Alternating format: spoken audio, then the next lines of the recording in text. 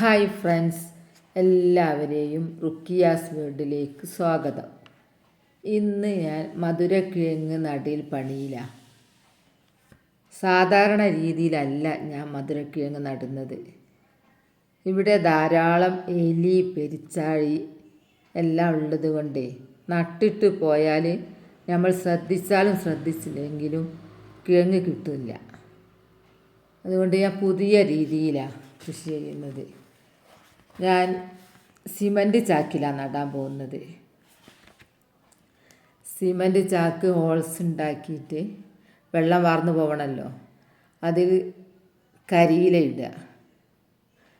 കരിയില ധാരാളം കരിയില കുത്തി നിറച്ചിടുക.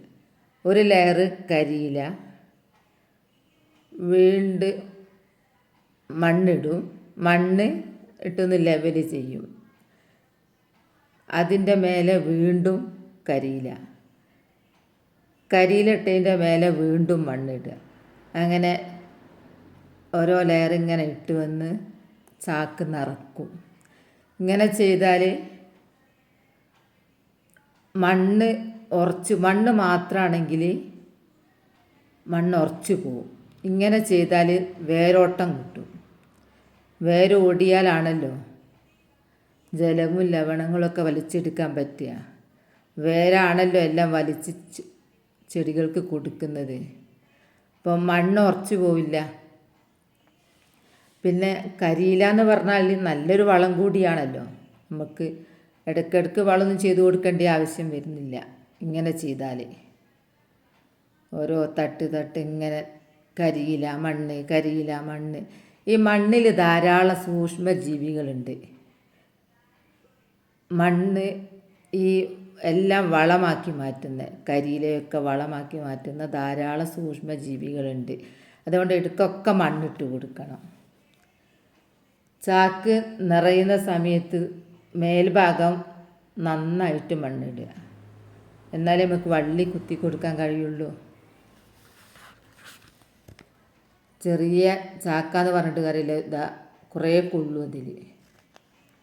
ചാക്കില്ലെങ്കിൽ മീൻപെട്ടി നല്ലതാണ്. മീൻപെട്ടി ആകുമ്പോൾ കുറച്ച് വീതി പരിപ്പൊക്കെ ഉണ്ടാവുമല്ലോ. പൊട്ടിയ ബക്കറ്റ് അതൊക്കെ മതി മധുരക്കിഴങ്ങ് നടാൻ. എൻ്റെ കയ്യിൽ അതൊന്നും ഇല്ലാത്തത് കൊണ്ടാണ് ഞാൻ ചാക്കെടുത്തത്. അടിയിൽ ഹോൾസൊക്കെ ഉണ്ടാക്കിയിട്ട്.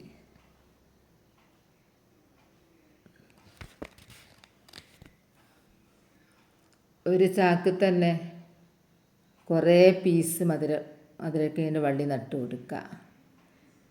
ഇങ്ങനെയൊക്കെ ചെയ്താൽ 1 കിലോഗ്രാം വലിപ്പമുള്ള മധുരക്കിഴങ്ങൊക്കെ നമുക്ക് കിട്ടും. പിന്നെ നമ്മൾ എലിനെയും പെരിച്ചാഴിനെയും ഇങ്ങനെ ചെയ്താൽ പേടിക്കണ്ടല്ലോ. മധുരക്കിഴങ്ങ് പല കളറിലും ഉണ്ട്. പിങ്ക്, വെള്ള, ഓറഞ്ച്. ഇത് വെള്ളയുമാണ്, ചില വള്ളി ഓറഞ്ച് കളറിലുമാണ് ഉള്ളത്. ധാരാളം പോഷകങ്ങൾ അടങ്ങിയൊരു കിഴങ്ങ് വർഗ്ഗമാണ് മധുരക്കിഴങ്ങ്. Vitamin A, vitamin C, vitamin D എല്ലാം അടങ്ങിയിട്ടുണ്ട്. സൂര്യപ്രകാശം നന്നായി ഇഷ്ടപ്പെടുന്ന ഒരു ചെടിയും കൂടിയാണ്.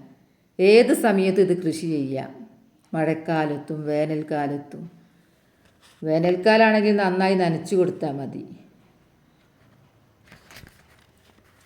ഇങ്ങനെ പീസാക്കി ഇങ്ങനെ കുത്തി കൊടുത്താൽ പെട്ടെന്ന് വേര് പിടിക്കും. ഇതിന് 3-4 മാസമേ മൂപ്പുള്ളൂ. അപ്പോഴേക്കും നമുക്ക് വിളവെടുക്കാം. എൻ്റെ വീഡിയോ കാണുന്ന പ്രിയപ്പെട്ടവർ സബ്സ്ക്രൈബ് ചെയ്തിട്ടില്ലെങ്കിൽ ഒന്ന് സബ്സ്ക്രൈബ് ചെയ്ത് സപ്പോർട്ട് ചെയ്യണേ. ഞാൻ 2 ചാക്കിലാണ് നടുന്നത്. പെട്ടെന്ന് കഴിയും. നമ്മൾ മനസ്സ് വെച്ചാൽ ഏതും നമുക്ക് ഉണ്ടാക്കിയെടുക്കാം.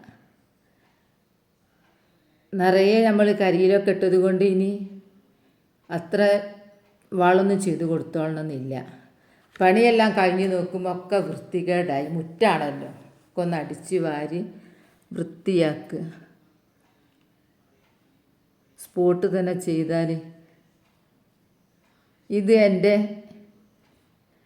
ഇപ്പം പുതിയതായിട്ട് 2 നട്ട്. ഇതിൻ്റെ പഴയതാണ് കാണിക്കുന്നത്. അതിന് 2 ആഴ്ച പ്രായമായിട്ടേ ഉള്ളൂ. വീഡിയോ ഇഷ്ടപ്പെട്ടാൽ ലൈക്ക് ചെയ്യണേ. ഇനി അടുത്ത വീഡിയോ ആയിട്ട് വരാം. Bye bye.